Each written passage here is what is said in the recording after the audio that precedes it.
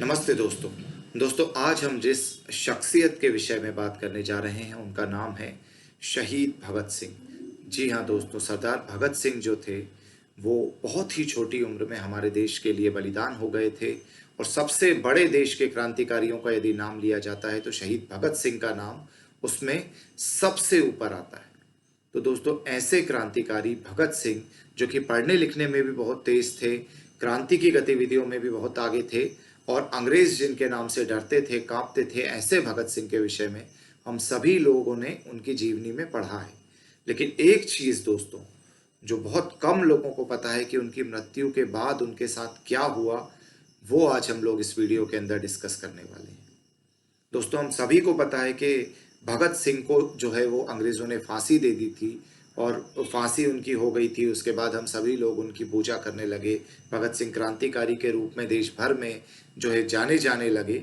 लेकिन क्या घटना वो हुई उस रात को और किस तरह से फांसी के बाद उनकी लाश को ट्रीट किया गया अंग्रेज़ों द्वारा, वो आज मैं आप लोगों के सामने रखने जा रहा हूँ।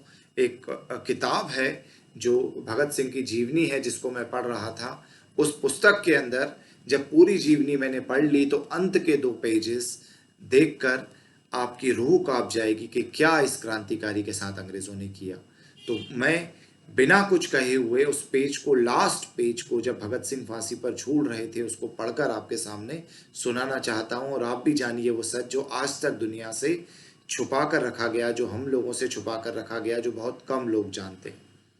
तो दोस्तों मैं वहां से पढ़ना शुरू करता हूं कि जब भगत सिंह, सुखदेव और राजगुरु तीनों इनकलाबी युवक जो थे वो फांसी के फंदे के करीब पहुंचे तो युवकों के हाव भाव में उस समय भी वीर रस भरा हुआ था। तीनों ने इनकलाब जिंदाबाद, साम्राज्यवाद मुर्दाबाद के नारे लगाए और तीनों ने अपना फंदा पकड़ा और उसे चूमकर गले में डाल लिया।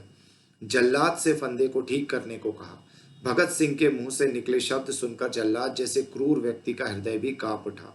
उसे अपने कानों पर विश्वास नहीं हो पा रहा था। जल्लाद जब आगे बढ़कर उनके फंदे ठीक करने लगा तो उसके हाथ कांप गए और आंखों में आंसू थे। और उसी समय फंदे ठीक करने के बाद वह चरखी के पास पहुंचा और उसने झट से चरखी घुमा दी। तो दोस्तों यहाँ तक हम सभी लोगों ने फिल्मों में भी देखा है। हम सभी जानते हैं कि तख्त गिरा और तीनों महान क्रांतिकारी भारत माँ को समर्पित हो गए। इस समय शाम 7:33 हुए थे। इसके आगे की घटना दोस्तों सुनिए। इस एक पेज को ही मैं पढ़ूंगा और आपको समझ में आएगा कि अंग्रेजों ने कितनी क्रूरता इस शहीद, बलिदानी, अमर भगत सिंह के साथ की। तो दोस्तों इसके आगे मैं पढ़ता हूं। उधर जोश में होश खो बैठने को उतारू भीड़ को जेल से दूरी बनाई रखने के लिए उद्देश्य से सरदार किशन सिंह पता नहीं किस तरह धैर्य धारण कर बोलते जा रहे थे। तो सरदार किशन सिंह जो थे वो बोलते जा रहे थे और भीड़ को दूर ले जा रहे थे ताकि भीड़ जो है वो हमला ना कर दे जेल पर और उनके ऊपर अंग्रेज गोलियां ना चला दे। तो जेल में दूध पहुंचाने वाला ग्वाला भागता हुआ आया और उसने खबर दी कि फांसी हो गई है। सरदार किशन सिंह कड़कड़ाती आवाज में बोले, खबर मिली है कि भगत सिंह को फांसी दे दी गई है। अब मैं लाश लेने जा रहा हूं। आप में से कोई यहां से हिलेगा नहीं। ऐसा ना हो कि हम एक भगत सिंह को लेने जाएं और सैकड़ों भगत सिंह की बलि देनी पड़े। फिर भी कुछ लोग किशन सिंह के साथ चल पड़े। जेल के फाटक के करीब सन्नाटा था। भीतर से अफसरों के कहा कहों की आवाजें आ रही थी। किशन सिंह ने फाटक खटखटाया, बार बार उसे खूब पीटा परंतु फाटक नहीं खुला। तभी किसी ने खबर दी कि भगत सिंह व उनके साथियों की लाशों को जेल से बाहर ले जाया जा रहा है।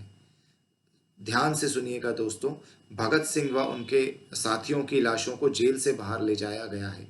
ब्रिटिश हुकूमत अपनी घिनौनी हरकत पर उतर आई थी। फांसी के बाद भगत सिंह व उनके साथियों की लाशों को काट कर टुकड़े टुकड़े किया गया तथा उन्हें बोरियों में भरकर जेल के पिछले दरवाजे से ट्रक द्वारा फिरोजपुर के पास सतलुज नदी के किनारे पहुंचाया गया। दोस्तों मैं एक बार फिर पढ़ता हूं, फिर दोबारा से ये लाइन के फांसी के बाद भगत सिंह व उनके साथियों की लाशों को काट कर टुकड़े टुकड़े किया गया तथा उन्हें बोरियों में भरकर जेल के पिछले दरवाजे से ट्रक द्वारा फिरोजपुर के पास सतलुज नदी के किनारे पहुंचाया गया। वहां एक सिख ग्रंथी और एक पंडित की उपस्थिति में अंतिम क्रिया करने की योजना बनाई गई थी। ट्रक से लाशों के बोरे व मिट्टी के तेल के डब्बे उतारे गए। मिट्टी का तेल बोरों पर उड़ेला गया और उनमें बड़े ही वहशियाना तरीके से आग लगा दी गई। तो दोस्तों टुकड़े टुकड़े कर कर उनके भगत सिंह, सुखदेव व राजगुरु की लाश के वहां लाए गए और ट्रक से लाशों के बोरे व मिट्टी के तेल के डब्बे उतारे गए और मिट्टी का तेल बोरों पर उड़ेला गया और उसमें बड़े ही वहशियाना तरीके से आग लगा दी गई।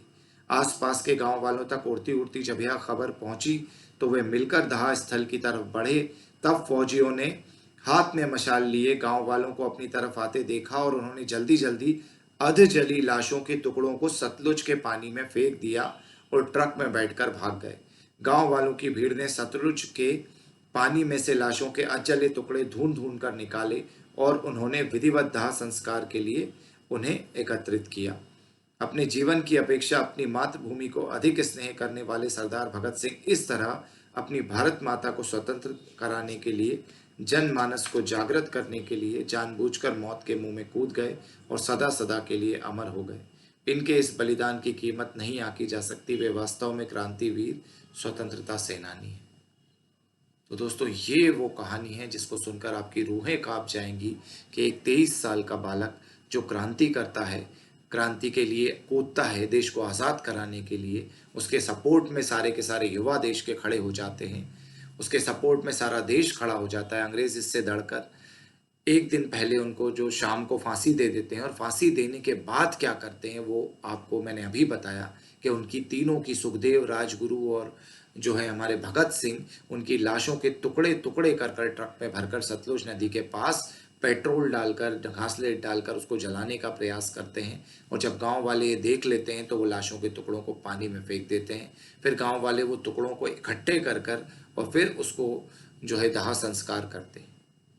तो इस तरह से इतनी वहशियाना तरीके से ब्रिटिश ने हमारे क्रांतिकारियों को मारा है, इतने वहशियाना तरीके से ब्रिटिश ने हमारे जो शहीद हैं उनके ऊपर अत्याचार किए हैं। और 23-23, 24-24 साल की उम्र में इसके बाद भी वो शहीद लोग, वो क्रांतिकारी लोग जो हैं, उन्होंने देश के लिए सर्वस्व जो है वो अपना न्यौछावर किया, देश के लिए लड़ते रहे। तो ऐसे शहीद वीरों को शत शत नमन। तो ये कहानी आप लोगों तक पहुंचाने के पीछे मेरा एक मकसद था कि जो आज़ादी का अमृत महोत्सव चल रहा है, इसमें आप जानें कि उन वीरों ने किस लेवल पर जाकर हमारे देश के लिए बलिदान दिया है। भगत सिंह टॉप के स्टूडेंट थे यूनिवर्सिटी के, चाहते तो बहुत अच्छी नौकरी प्राप्त कर सकते थे। सुखदेव, राजगुरु जो थे वो भी कहीं जॉब कर कर अंग्रेज़ों की और अपना पेट पाल सकते थे। लेकिन जब देश पर खतरा देखा, भारत माँ पर खतरा देखा, तो इन लोगों ने अपनी शहादत दी। और ऐसे वीर सपूतों को हमें कभी नहीं भूलना चाहिए, कभी नहीं भूलना चाहिए उनके बलिदानों को।